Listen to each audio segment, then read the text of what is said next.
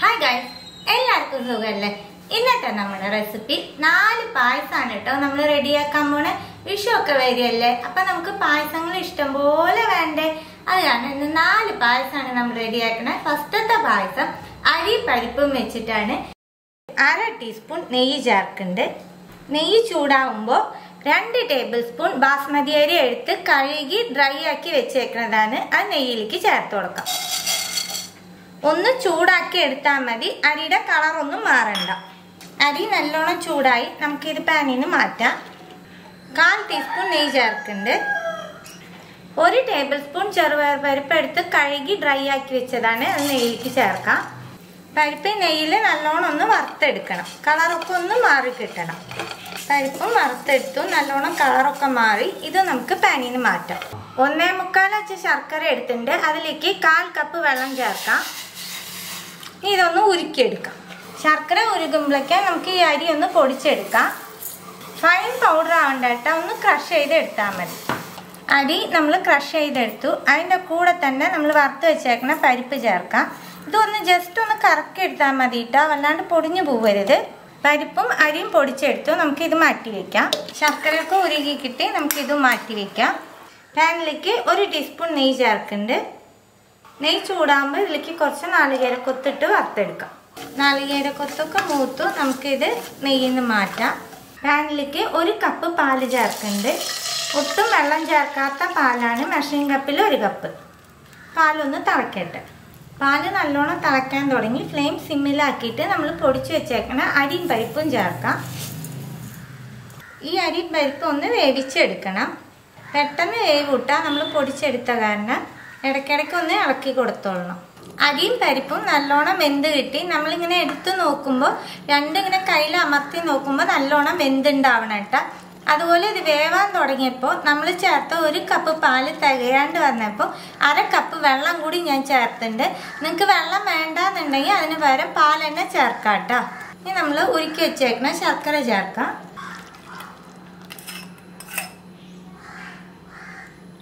നല്ലോണം മിക്സ് ചെയ്യുക. ഇതൊന്ന് തിളയ്ക്കാൻ തുടങ്ങട്ടെ. ശർക്കരപ്പാനി ഒഴിച്ച് തിളയ്ക്കാൻ തുടങ്ങുമ്പോൾ നമുക്ക് ഇതിലേക്ക് 1 പിടി ചരുകിയ നാളികേരം ചേർക്കാം. 1/4 ടീസ്പൂൺ ഏലക്കപ്പൊടി, 1 നുള്ളു ഉപ്പ്, എല്ലാം കൂടി മിക്സ് ചെയ്തിട്ട് 1 മിനിറ്റ് ഇതൊന്ന് നല്ലോണം തിളയ്ക്കാനായിട്ട് വിടുക. ശർക്കരപ്പാനിയൊക്കെ ചേർത്തിട്ട് 1 മിനിറ്റ് നല്ലോണം തിളപ്പിച്ചു. ഇനി നമ്മൾ വറുത്ത് വെച്ചേക്കുന്ന നാളികേരക്കൊത്ത് ചേർക്കാം. ഫ്ലെയിം ഓഫ് ആക്കുന്നുണ്ട്. ഈ പായസം ഇത്ര കട്ടിയിലേ ഉണ്ടാവാൻ പാടുള്ളൂ കേട്ടോ, ഒരുപാട് ലൂസ് ആവരുത്. ഇത് നല്ലോണം ഫ്രിഡ്ജിൽ വെച്ച് തണുത്തതിന് ശേഷം കുടിക്കുമ്പോൾ നല്ല ടേസ്റ്റ് ഉണ്ടാവും. കുടിക്കണവർക്ക് അങ്ങനെയും കുടിക്കാം, പക്ഷെ ഫ്രിഡ്ജിൽ വെച്ചിട്ട് അത് കുടിക്കണമെന്നുണ്ടെങ്കിൽ നല്ലൊരു ടേസ്റ്റ് ഉണ്ടാവും കേട്ടോ ഈ പായസത്തിന്. അപ്പം നമ്മുടെ ഫസ്റ്റ് പായസം റെഡിയായി. രണ്ടാമത്തെ പായസം സേമിയ ജവ്വരി പായസമാണ്. അതിനുവേണ്ടി ഒരു കുക്കർ അടുപ്പത്ത് വെച്ച് അതിലേക്ക് 1 ടീസ്പൂൺ നെയ്യ് ചേർക്കുന്നുണ്ട്. ഇതിലേക്ക് 1 ടേബിൾ സ്പൂൺ ജവ്വരി ചേർക്കാം. നല്ലോണം ഒന്ന് വറുത്തെടുക്കണം.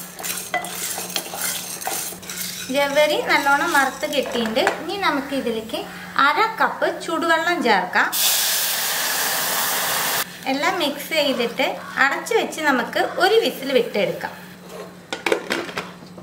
ജവ്വരി വേവുമ്പോഴേക്കും നമുക്ക് അടുത്ത സ്റ്റെപ്പ് ചെയ്യാം. പാനിലേക്ക് 1 ടീസ്പൂൺ നെയ്യ് ചേർക്കുന്നുണ്ട്. നെയ്യ് ചൂടാകുമ്പോൾ ഇതിലേക്ക് കുറച്ച് കാഷ്യൂ ചേർക്കാം. ഇതൊന്ന് റോസ്റ്റ് ചെയ്തെടുക്കാം. കാഷ്യൂ റോസ്റ്റായി നെയ്യിൽ നിന്ന് മാറ്റാം. ഇതിലേക്ക് മുന്തിരി ചേർത്ത് കൊടുക്കാം.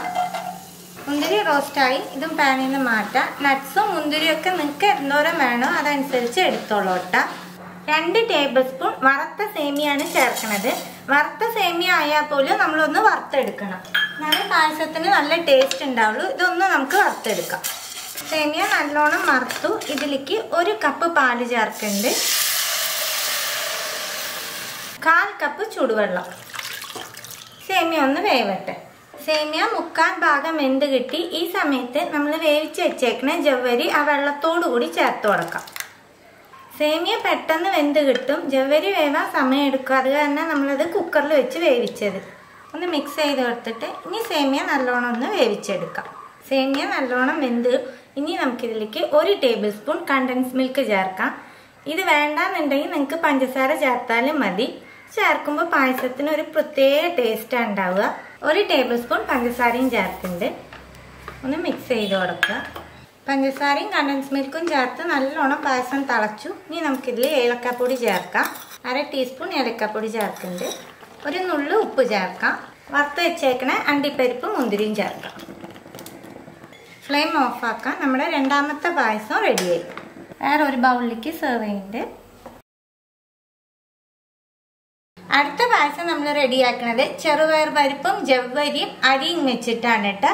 1/4 കപ്പ് ചെറുപയർ പരിപ്പ് എടുത്തിട്ടുണ്ട്. അതൊരു പാനിലേക്ക് ഇട്ട് കൊടുക്കാം. ഇത് കളർ ഒന്നും മാറണ്ട, ഒന്ന് നമുക്ക് ചൂടാക്കി എടുത്താൽ മതി. അതുപോലെ ഈ പരിപ്പൊന്നും കഴുകിയിട്ടുമില്ല. ഇതിൻ്റെ കൂടെ തന്നെ 1 ടീസ്പൂൺ ഇഡ്ലി അരിയാണ് എടുത്തേക്കുന്നത്. ഇഡ്ലി അരി ഇല്ല എന്നുണ്ടെങ്കിൽ നമ്മുടെ വീട്ടിൽ ഉപയോഗിക്കുന്ന സാധാരണ പച്ചരി മതി കേട്ടോ, അതും ചേർക്കാം. ഇതൊന്ന് ചൂടാവട്ടെ. പരിപ്പ് അരി ഒന്ന് ചൂടാവുന്ന സമയത്ത് വേണം നമുക്ക് ജവ്വരി ചേർത്ത് കൊടുക്കാനായിട്ട്. 1 ടേബിൾ സ്പൂൺ ജവ്വരി ചേർക്കുന്നുണ്ട്. ഇതൊന്ന് ചൂടാക്കി എടുക്കാം. ജവ്വരി ചേർത്തിട്ട് ഒരുപാട് സമയം ഇട്ട് വറക്കരുത്.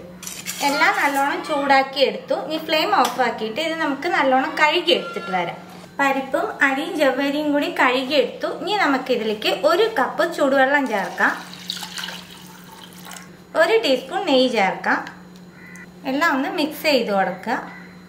ഈ വെള്ളം ഒന്ന് തിളച്ചതിന് ശേഷം വേണം അടച്ചു വെക്കാനായിട്ട്. വെള്ളം നല്ലോണം തിളച്ചു. ഒന്ന് മിക്സ് ചെയ്ത് കൊടുത്തിട്ട് നമുക്ക് അടച്ചു വെച്ച് 3 വിസിൽ വിട്ടെടുക്കാം. പരിപ്പും അരിയും ജവ്വരിയും ഒക്കെ നല്ലോണം വെന്തു. ഇനി നമുക്കിത് മാറ്റി വെച്ച് വേറെ ഒരു പാൻ അടുപ്പത്ത് വെക്കാം. 1 ടീസ്പൂൺ നെയ്യ് ചേർക്കുന്നുണ്ട്. നെയ്യ് ചൂടാവുമ്പോൾ അണ്ടിപ്പരിപ്പ് ചേർക്കാം. അണ്ടിപ്പരിപ്പ് ഒന്ന് റോസ്റ്റാക്കി എടുക്കാം. അണ്ടിപ്പരിപ്പ് റോസ്റ്റായി നമുക്ക് നെയ്യിന് മാറ്റാം. കുറച്ച് കറുത്ത മുന്തിരി ചേർക്കുന്നുണ്ട്. ഇതൊന്ന് റോസ്റ്റാക്കി എടുക്കാം. മുന്തിരി നെയ്യിന് മാറ്റാം. നെയ്യിലേക്ക് 1 പിടി നാളികേരം ഇട്ട് കൊടുക്കുന്നുണ്ട്. കളറൊന്നും മാറണ്ട, ജസ്റ്റ് ഒന്ന് ചൂടാക്കി എടുത്താൽ മതി. നാളികേരം ചൂടാവുമ്പോൾ നമ്മൾ വേവിച്ച് വെച്ചേക്കണ പരിപ്പിൻ്റെ അരിയുടെയും ജവ്വരിയുടെയും മിക്സ് ചേർക്കാം. ഒന്ന് മിക്സ് ചെയ്യാം. 2 അച്ച് ശർക്കര എടുത്ത് ഉരുക്കി വെച്ചിട്ടുണ്ട്, അത് ചേർത്ത് കൊടുക്കാം. ഒന്ന് അരിച്ചിട്ട് ചേർക്കുക. 1/4 കപ്പ് വെള്ളത്തിലാണ് കേട്ടോ ഉരുക്കി വെക്കണേ. 1/2 മുറി നാളികേരത്തിൻ്റെ 2ാം പാലാണ് ചേർത്ത് കൊടുക്കണേ. ഇതൊക്കെ ഒന്ന് നല്ലോണം തിളക്കട്ടെ. ശർക്കരപ്പാനി ചേർത്ത് നല്ലോണം തിളച്ചു. ഇനി നമുക്കിതിൽ ഓരോ പൊടികൾ ചേർക്കാം. 1/4 ടീസ്പൂൺ ചുക്കുപൊടി, 1/4 ടീസ്പൂൺ ജീരകപ്പൊടി, 1/2 ടീസ്പൂൺ ഏലക്കാപ്പൊടി, ഒരു നുള്ളു ഉപ്പ്. എല്ലാം കൂടി ഒന്ന് മിക്സ് ചെയ്യുക. നല്ലോണം മിക്സ് ചെയ്തതിന് ശേഷം ഇതിലേക്ക് 1/2 കപ്പ് നല്ല കട്ടിയുള്ള തേങ്ങാപ്പാൽ ചേർക്കാം. തേങ്ങാപ്പാൽ ചേർത്തതിന് ശേഷം തിളക്കേണ്ട, ഒന്ന് ചൂടായാൽ മാത്രം മതി. നമ്മൾ റോസ്റ്റ് ചെയ്ത് വെച്ചേക്കണ മുന്തിരി അണ്ടിപ്പരിപ്പും ചേർത്ത് കൊടുക്കാം. നാളികേരപ്പാൽ ചേർത്ത് പായസം ചൂടായി. ഇനി ഫ്ലെയിം ഓഫാക്കാം. 3ാമത്തെ പായസം നമ്മുടെ റെഡിയായി. ഒരു ബൗളിലേക്ക് സെർവ് ചെയ്യാം. ഈ പായസമൊക്കെ ഉണ്ടാക്കുമ്പോൾ എപ്പോഴും കുറച്ച് ലൂസായിട്ട് ഉണ്ടാക്കണം കേട്ടോ. പരിപ്പായ കാരണം ഇരിക്കും തോറും നല്ലോണം കുറുകും. 4ാമത്തെ പായസം നമ്മുടെ റവ പായസമാണ് ഉണ്ടാക്കണേ. അത് ഉണ്ടാക്കാനായിട്ട് 1 ടീസ്പൂൺ നെയ്യ് പാനിലേക്ക് ചേർക്കുന്നുണ്ട്. നെയ്യ് ചൂടാവുമ്പോൾ ഇതിലേക്ക് 1/4 കപ്പ് റവ ചേർത്ത് കൊടുക്കാം. റവ നല്ലോണം വറുത്തെടുക്കണം. നമുക്ക് കളർ മാറാൻ പാടില്ല, എന്നാൽ റവ വറുത്തെടുക്കണം. റവ വറുത്തെടുത്തു. കളറൊന്നും മാറിയിട്ടില്ല. ഇതിലേക്ക് 1/4 കപ്പ് ചൂടുവെള്ളം ചേർക്കാം.